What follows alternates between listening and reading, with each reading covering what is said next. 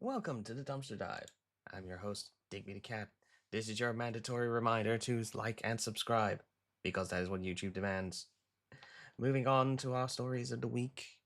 Obviously, the first story is obviously Iran. You thought it was going to be something else. You were wrong. So, what is going on with the Iran conflict? It remains in a state of stalemate. The ceasefire obviously is holding about as well as a Middle Eastern ceasefire will ever hold, meaning both sides are still attacking each other.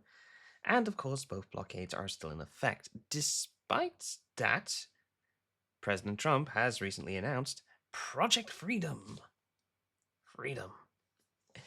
And this is basically a plan to open a new transit corridor through Omani territorial waters to the south of the strait.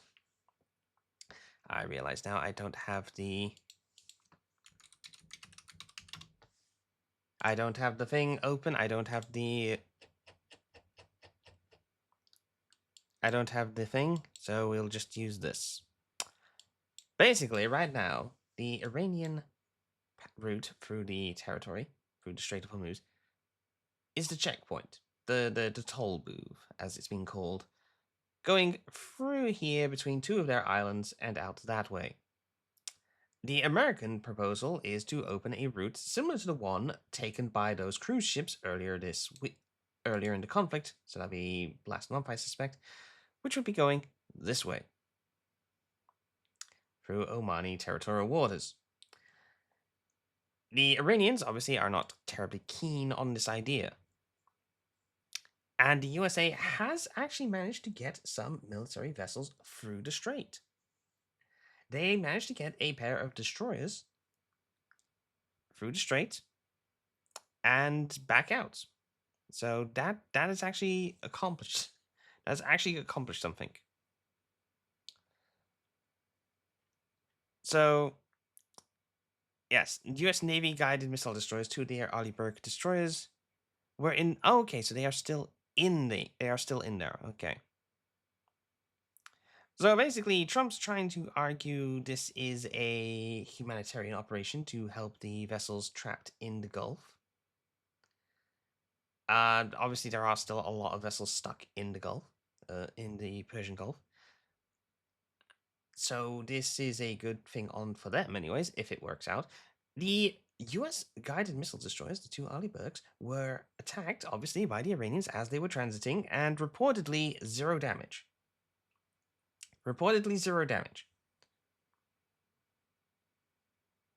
And let's see, attack helicopters sunk 6 small boats. There was, however, one hit. Where is it? One vessel was hit. One of the vessels that the Americans were trying to get out of the strait was hit. A tanker was hit by... Well, was it a tanker? South Korean multi-purpose ship. South Korean multi-purpose ship was hit by a projectile believed to be an Iranian missile. Caught fire while at anchor off the United... Oh, this is a different ship. My mistake. So 2 ships got hit. 2 ships got hit. My mistake. Obviously, there's a lot of debate about what the fuck is going on, because it's debatable if this is going to work, if it's even being done. There have been some people suggesting that the American goal is to try and clear the minefield using civilian ships. They're thinking they can get civilian ships to just go through the strait and, hit the mines for them instead of having to actually send minesweepers. I don't think that's the case, but I wouldn't be terribly shocked. We got here a captain of a stranded ship giving an interview to the BBC. All of a sudden on 20th February we found ourselves in the war zone. We have been holding up pretty well ever since. We have various watchkeepers watching for missiles, drones or unidentified boats. We have been very lucky that we have received sufficient water supplies and food supplies from our company. They were kind enough to provide timely supplies. Throughout this period, the biggest challenge was, the mental pressure, not the material. So these And guys have we actually are done in all right. regular touch with These our guys have actually families, done all and right of out of it course, all. family They're members are being looked concerned after about by our their company. safety. So there are several other many ships because ever since we are stranded here, and we have witnessed various missiles over our head in span of 30. So, they're not exactly in the best of positions, but it could be a lot worse for them. Could be a lot worse for them. Stranded vessel. Yeah, again, the Americans are painting this as a humanitarian. As a humanitarian thing. They're reiterating that they don't like the idea of Iran controlling the strait. Ugh. They're saying it's not offensive, it's defensive, it's...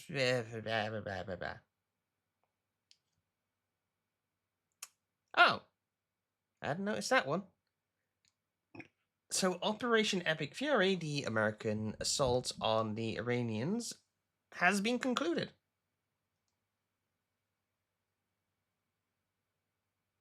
I don't know really what that means in this context because, let's be frank here, the military operation is concluding. Sorry, it's not concluding, it's continuing. It has simply moved to a new phase. So I think really this is just like a...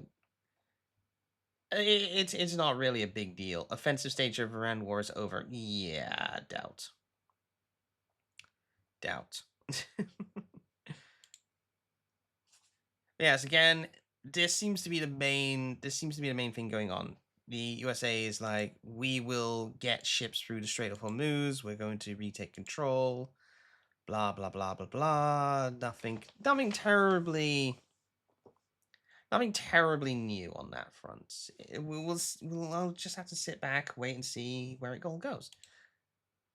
Now, one country that's doing like well out of all this, funnily enough, one country that's doing quite well out of all this is Ukraine. Shockingly. Ukraine obviously has built up a wealth of knowledge regarding the construction, use, and defense against drones and small small suicide attack aircraft. So, they initially were making heavy use of American designed and made systems that were extremely expensive and only available in limited quantities. But as the conflict has gone on, they've gotten a lot better at doing it themselves with much cheaper domestically produced or cheaper foreign sourced equipment. And now a lot of countries are in the Gulf region are going to the Ukrainians and going, "Hey, we want some of that. How much? We have money. We have money and we would like some." And yeah, obviously this could work out very well for Ukraine as they are up to their eyeballs in debt and they have a lot of commitments that their government has made that are going to cause them a lot of problems in the future if they ever have to actually follow through.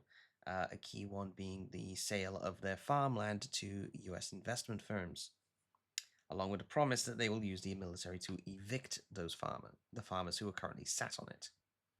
Once the war's over, of course. So it's interesting. It's going to be interesting to see how well they're able to leverage this to deal with their problems. They're doing quite well out of it, though. Good for them.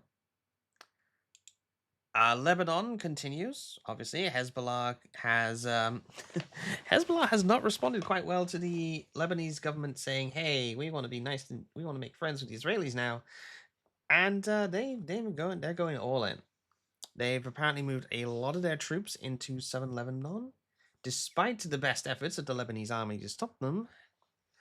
And it is getting pretty nasty. Troops are getting killed. Numbers are disputed, of course, but they always will be. They are launching drone attacks. Apparently, not even using drones that have been sourced abroad, but quotes here, air quotes here, domestically produced. Probably meaning that they are buying the parts abroad and putting them together. Apparently, even using wire drones. So, one's using a fiber optic cable for control, which is a lot harder to deal with. So it's kind of interesting to see how that sort of technology is starting to spread. And obviously, the Israelis are continuing their usual approaches of preferring to use airstrikes, missile strikes, overwhelming force in small areas to slowly expand their area of control while they move out civilians. So they can replace them with their own civilians, usually. But yeah, this is like again here instructed to evacuate their homes and move at least a kilometer away from an area. Yeah, that's pretty normal for the Israelis. They go, "Hey, we're claiming this territory. Get the fuck out." And then they follow that up with attacks. Iran has submitted a new peace proposal, which I hear the USA does not like. But the Iranians, it seems, it seems Trump's double blockade plan might actually be starting to have an effect. The apparently the Iranians are now also saying that they want the Strait of Hormuz to reopen. Ah dear. Oh dear. They have reportedly had to shut off some of their oil production or start working on bringing old storage capacity back into use so they don't have to turn it off. Not good. Not good for the Iranians. It seems like Trump's plan to just wait them out might work. It's a question of who's going to blink first or who's going to suffer the consequences first. I don't know who it's going to be. But we have seen like jet fuel prices go up. We recently in the USA you had Spirit Airlines go bust as a consequence of sustained financial issues, but the increasing jet fuel prices was a kind of a death's blow to them. Meanwhile, in Europe, again, the British government is saying, not our war. Mitch is, yeah, about the only good thing he's done, in my view. Staying out of this one is probably not in the best interest of the UK, especially not right now. Obviously, though, you've got some people saying that the British are culpable, are cooperating with the Americans, and that makes them a valid target. Eh, who knows? Germany, meanwhile, is seeming to take a much more anti-US tone in it all. Yeah, but Germany seems to be taking an actual anti-US tone in it all. They as apparent the German chancellor has reportedly said that Iran is embarrassing the USA. He doesn't see what the exit strategy is. He's like, he doesn't seem to think the USA is doing very well in all of this. So I think that's kind of funny. Obviously, I think half of this is just the fact that the Germans are not happy with how the USA is constantly giving them shit for one reason or another, or demanding they do things, blah blah blah, threatening them. They're probably kind of sick of it at this point. So it's not surprising that the German chancellor is being all, haha, fuck you, you're getting what you deserve.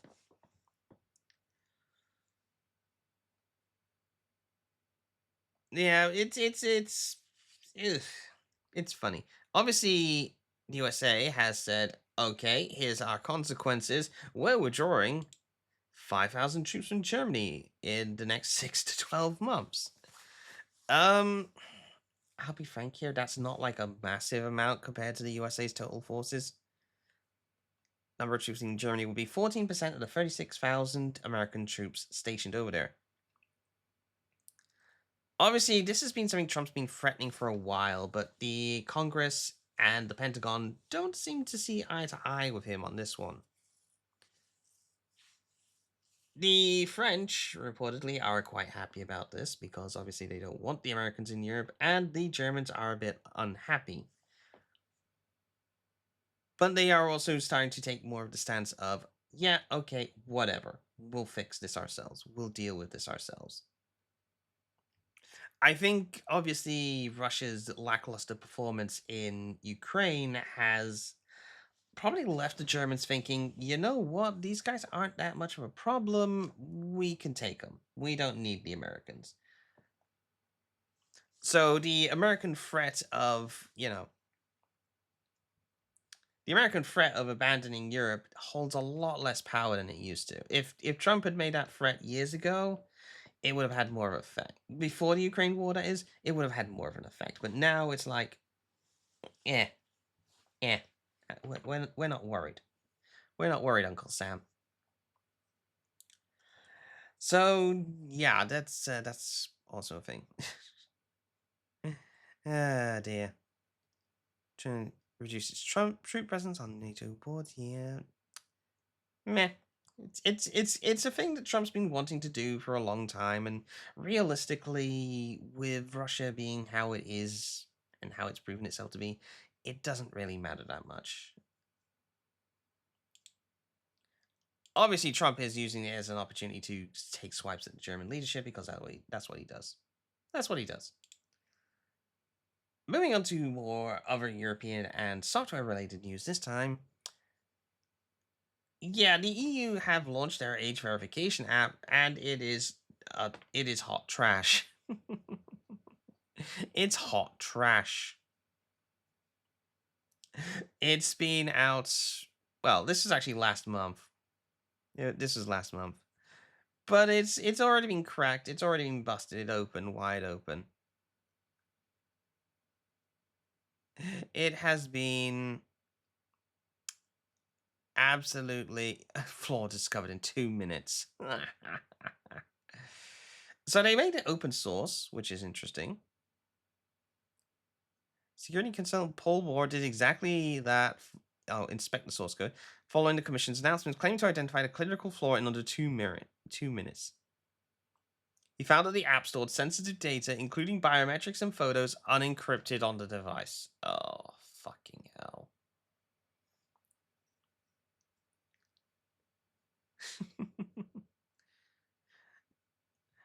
They tried to solve a problem they don't truly understand, much like the concept. Oh, dear. Oh, dear, dear, dear.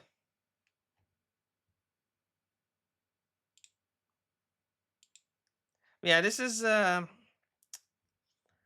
it's not good. It's not good. They don't really know what they're doing here, and fuck knows who they've got developing this thing. Fuck knows who they got developing this thing, but I have heard some right horrible stories, like even just changing the URL lets you get past some things. It's it's bad. It is bad. Security controls that reset themselves. Design problem. Oh dear. It's not good. The EU obviously don't really know what it's doing. Present a oh, here's a good one. The EU wants to force mandatory ID checks on anyone using social media and ban people under 18 from accessing it. They spent over a year building an age verification app, which its president pompously unveiled. I like that, pompously. Don't rush to laugh at EU bureaucrats. Their age verification app was hackable by design. It trusted the device. That's instant game over unless the EU is run by clowns. Very likely, this is their real plan. Step 1. Present a privacy respecting but hackable app. Step 2. Get hacked. You are here. Step 3. Remove privacy to fix the app. Result, a surveillance tool sold as privacy respecting. Yeah, I can see that happening. I can definitely see that happening. Obviously, this shit is ongoing. Obviously, this shit is ongoing, and it's only going to get worse, unfortunately.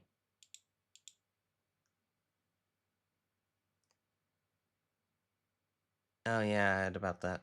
Gross. On to other news.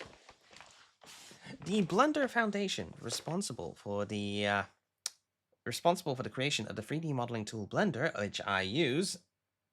This was made in Blender. They recently received a rather large donation from Anthropic, the AI company, and they were going to join the Blender Development Fund as a corporate patron, which gives them some influence over Blender's development directions. This did not go down well with people.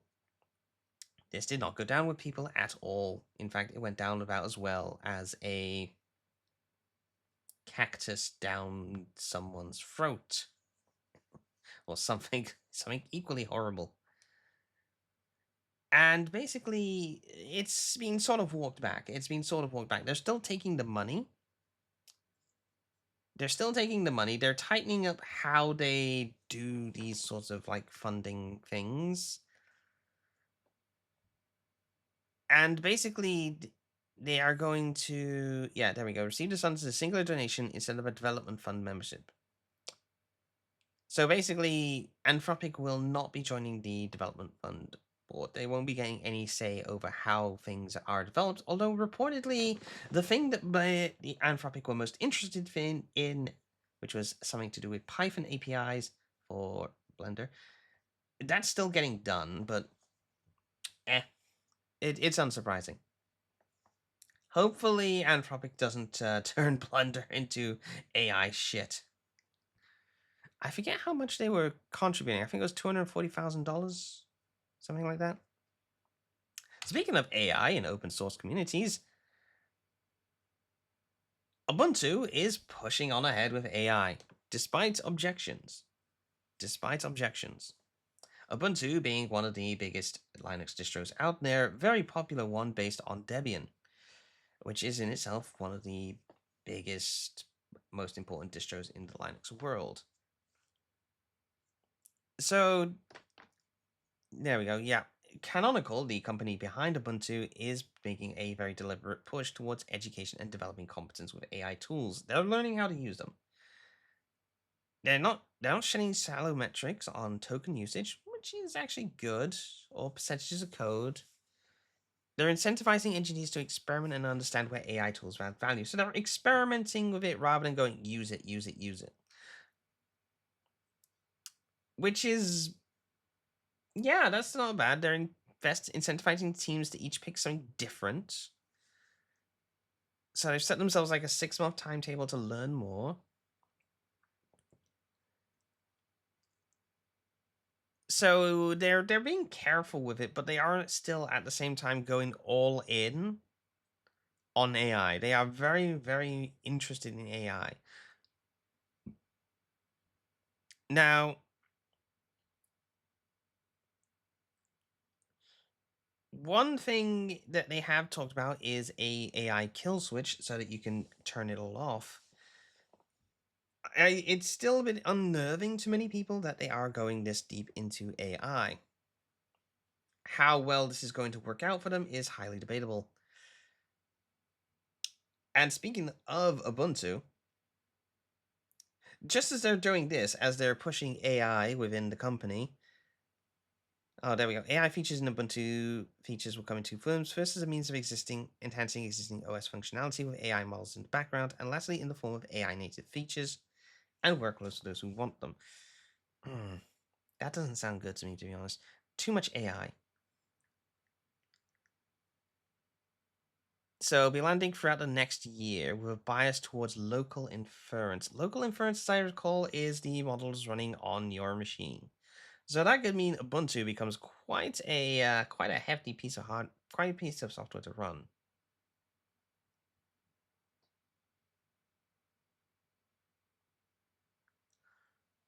Mm, I don't know. I don't know. It's interesting to. It'll be interesting to see what comes out of it, but I am not. I'm not optimistic. But speaking of Ubuntu, they got attacked with a DDoS attack, distributed denial of service. Basically, to put this very simply, a distributed denial of service attack is just spamming their servers with connection requests, which will make it difficult for anyone to legitimately connect. Imagine you've got a door and the door can fit 5 people entering at the same time. You try jamming 20 in all at once. Well, not 20 people. You jam in 20 mannequins all at once, and then you got this one guy who wants to get through the door, but he can't get through because there's 20 mannequins stuck in there. And every time they kick out the mannequins, you just throw in 20 more. And this has been a sustained DDoS attack. So this has been going on for, I think, like a day or two. Oh no, a full day. And it affected a lot of Ubuntu's online related stuff. So there are repos for software updates, so on and so forth, all sorts of things. Apparently, it was done by Iraqi hacktivist group, Islamic Cyber Resistance in Iraq 313 team. Oh god, what a name! So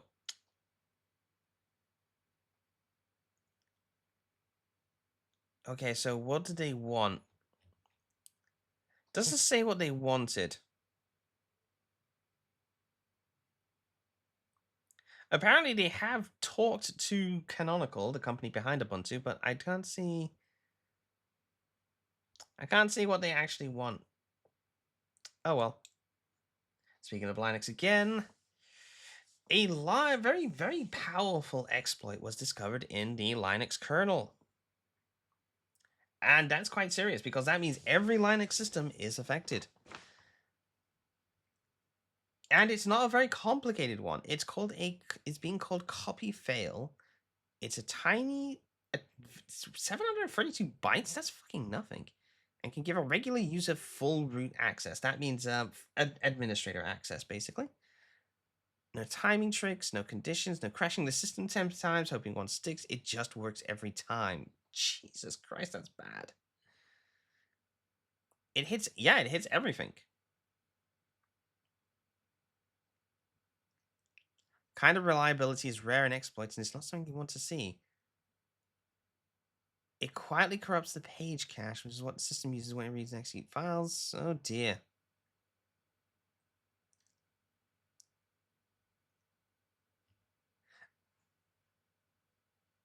That is quite bad. This is very bad. Fortunately, a fix is already being pushed for this, but it is quite horrible that this was a thing for an unknown, which is an unfortunate and unknown issue that was available for who knows how long. Quite bad. Quite bad. Still in the Linux news. Your phone is about to stop being yours. September 2026, a update to Android being pushed by Google will block every Android app whose developer isn't registered with Google. And by registering with Google, you've got to sign the contract, pay up, and hand over government ID. So basically, what this is Google is trying to lock down the App Store and lock down the phones on running Android so that you can't sideload apps, which means, using non-Google Play installation paths. If you want any kind of application for your Android phone, you got to go through Google's infrastructure to get it, their App Store. Now, that's bad. Obviously, Android is sold on being a lot more open. And so this will cause a lot of problems. Again, paying a fee, surrendering government issued ID, agreeing to terms and conditions, providing evidence of your private signing key, listing all current and all future application identifiers. It's not good. And Google is saying, okay, bear in mind this is after the EU put their foot down and said, no, you can't do this. Google said, okay, we will make a process by which people can still sideload apps. Power users can still install unverified apps. Delve into the system settings, find developer options, tap the build number 7 times to enable developer mode. Dismiss scare screens about coercion. Enter your PIN. Restart the device. Wait 24 hours. That's the interesting one. Come back. Dismiss more scare screens. Pick allow temporarily or allow indefinitely. Confirm again. So 9 steps and a 24-hour cooling off period for installing software on a device you own. That's retarded. Ah, dear. It's not good. It's not good. Obviously, this will make Android phones much more in line with Apple in terms of how they lock things down. And yeah, that's just not good in my view. I think more freedom for software is more important. Obviously, it's quite likely that the reason this is happening is because Google is being pushed by, shall we say, government bodies who want more control, more ability to shut things down. Because again, Google does have a history on this front of assisting nations when they say, "Hey, hey, make it so that people can access this, please." Google does tend to do that. So yeah, that's not good. That's not a good sign. But we're putting all the software stuff aside. Putting all the software stuff aside for now, and moving back to Europe and the UK. Birmingham is having their local election soon, and one of the candidates has again come back into the limelight with his recent campaigning. A rather charming fellow by the name of Shahid Butt. But the name alone is funny. But let's put it this way: he was convicted of plotting to blow up a British consulate in Yemen in 1999. And this man is now in the UK running for local government in Birmingham. Okay, obviously it's not surprising it's in Birmingham, but still. What the fuck? How? How does this happen? How do we get into this position? How do we get into this position where a guy who literally tried to blow up a British consulate is allowed to, run for office?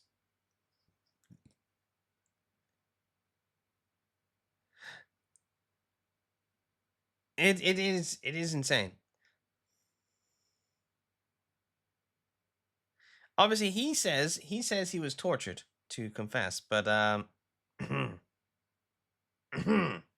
doubt, doubt, and yeah, that's his opponent apparently. That's his main opponent. That doesn't even look human. Did they just find a mannequin or something and stick a silicone mask on it? Ugh.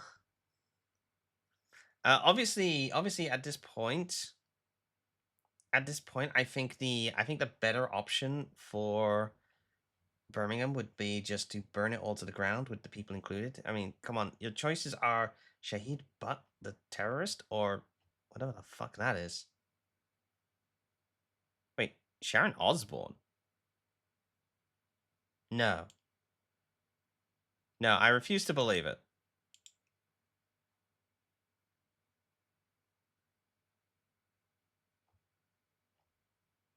No, no way.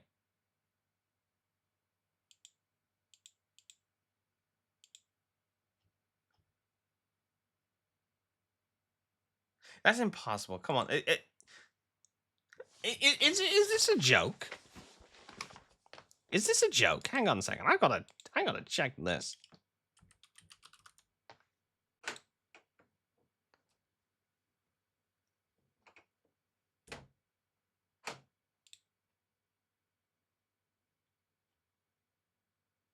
Okay, she has been invited to stand.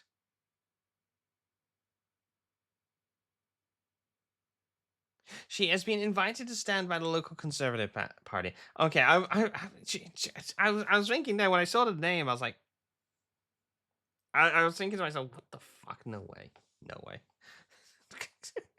Will she legalize biting the heads off bats? The city doesn't have a bat problem, but it does have a rat problem. Maybe Aussie can do something about that one, huh? All the rats you can eat, Aussie. Get to work. Oh god. In other news, a cruise ship has been forced to anchor off of Cape Verde. 3 passengers have died. More are in intensive care, and the World Health Organization has confirmed hantavirus. is spreading among the crew. It's a deadly outbreak, and it is yikes, apparently.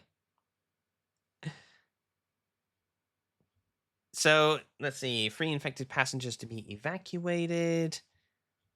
Ship will move to the Canary Islands. So they're basically quarantining much of the crew unless their nations are willing to take them off their hands.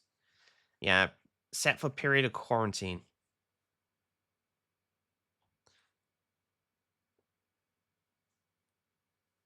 So this is obviously this is quite a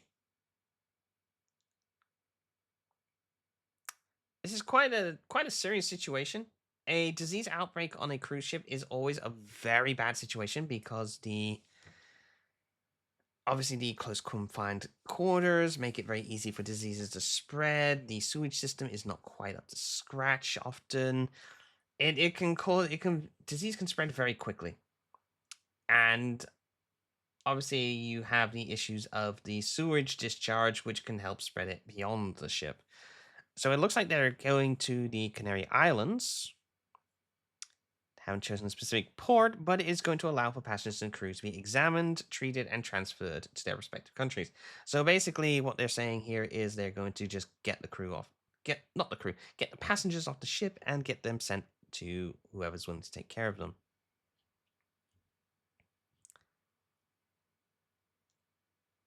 So yeah, hantavirus. It sounds pretty nasty. Never heard of this one.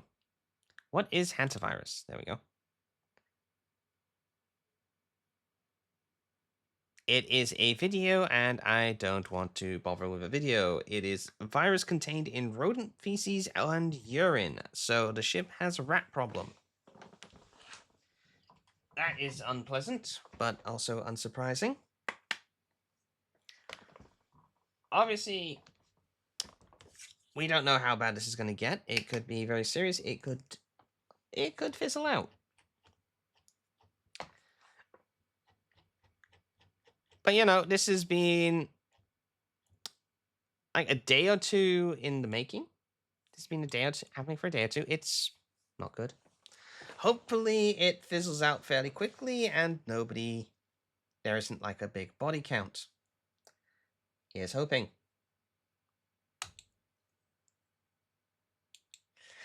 But in more good news, the Steam controller is here. The Steam controller is here. It's happened. Valve has released it. It is available. I have purchased one. And obviously, over in the States, immediately, well, apparently even in other countries, but especially in the States, you had scalpers buying up huge quantities of them for immediate resale, with them turning up on eBay apparently for over £700. Here in the UK, they're selling for £85, which is more expensive than a standard controller, but it's still good quality. It's a good price for a high quality controller.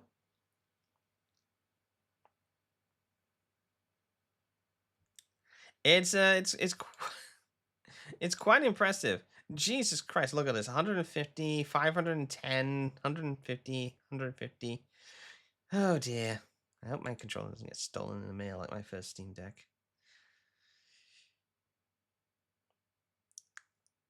So obviously scalpers are going to scalp. And Valve has acknowledged that stock ran out a lot faster than they expected.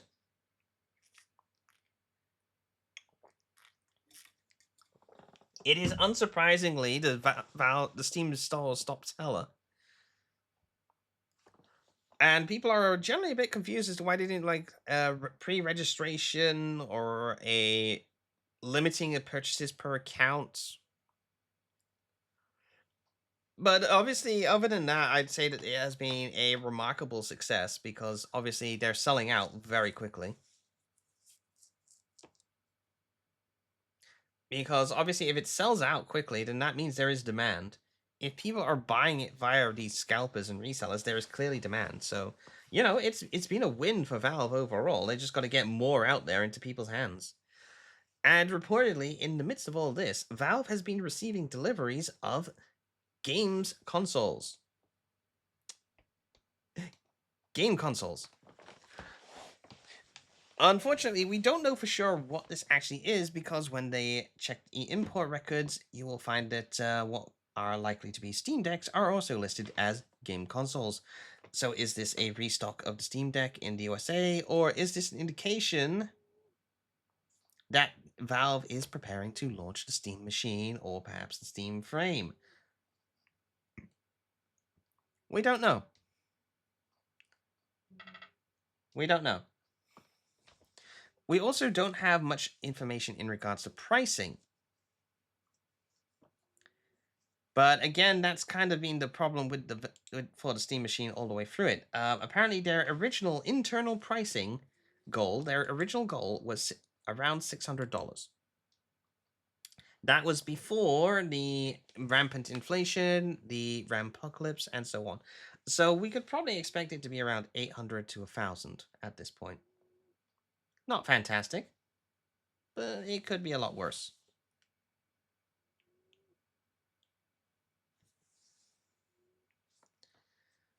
Let's see.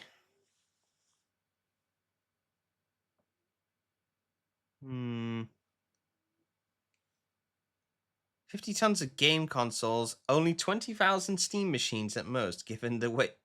A single device weighs 2.6 kilos. Damn, they went through the weight and everything. Some people. Some people. Obviously, I'm quite excited. I don't think I'd be buying a Steam machine, but I'm excited to see them get out into the wild, purely on the basis of what it will mean for Linux. I want to kill Windows. I want Bill Gates to suffer horribly. I want him to know shame and defeat. I know he's not in charge of Microsoft anymore, but the death of Windows would be shameful for him. And I want him to suffer. It's looking up on this front for once. Also, that reminds me, we don't have the, let's see, DDR6. Yes, so we are currently using DDR5 RAM. DDR6 has been confirmed for release 2028. Obviously, originally scheduled to release in 2027 as the direct successor to DDR5. But now it is reportedly going to start releasing in 2028. So, a year later than they initially planned.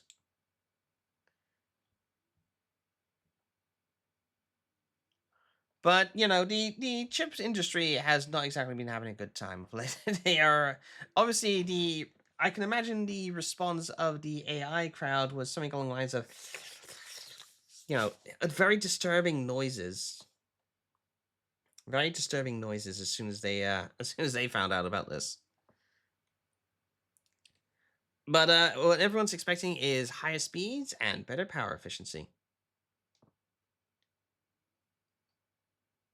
Typically, new DDR memory standards focus on raw bandwidth rather than latency, leaving memory manufacturers to refine their manufacturing processes to produce lower latency modules, blah blah blah.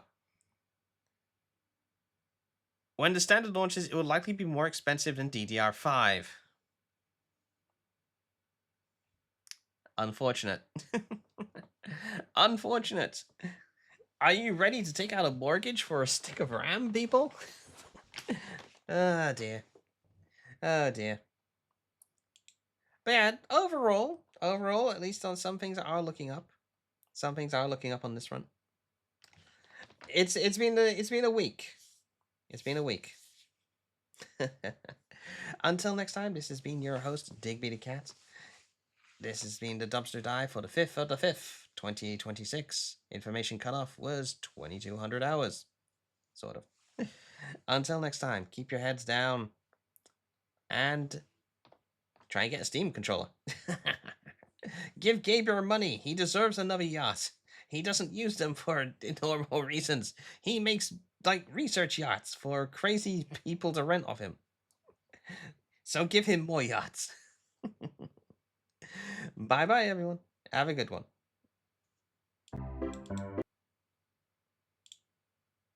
I pressed the wrong button.